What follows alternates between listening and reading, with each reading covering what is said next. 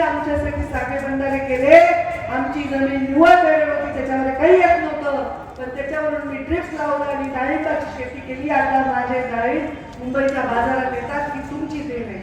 मग काय पाहिजे आपल्या शेतकऱ्याला? जेव्हा तो काम करणारा शेतकरी आपल्याला डोळ्यातून आशीर्वाद देतो, याच्यापेक्षा मोठी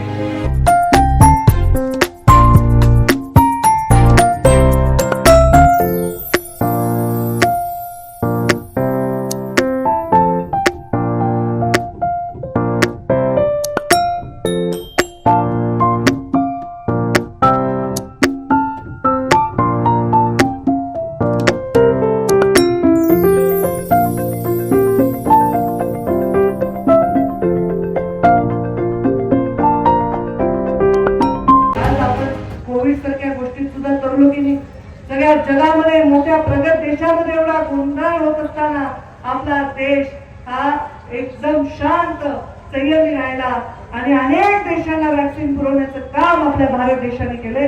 हे मोदीजीच्या नेतृत्वाखाली शक्य झाले आणि म्हणून मोदीजींचं नेतृत्व आहे. आज हरियाणा बघा, दिल्ली बघा, यूपी बघा, राजस्थान बघा, मध्य प्रदेश बघा, आता नुकत्याच निवडणुका झाल्या, ते बिहार बघा, सगळीकडे आपल्याला भारतीय जनता पार्टीचं सरकार बघायला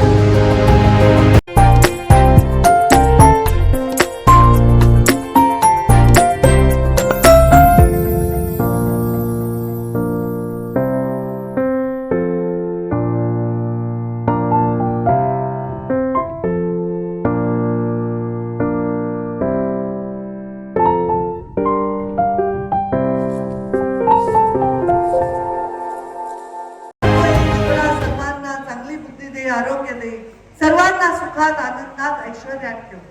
माझा साधा गणित आहे.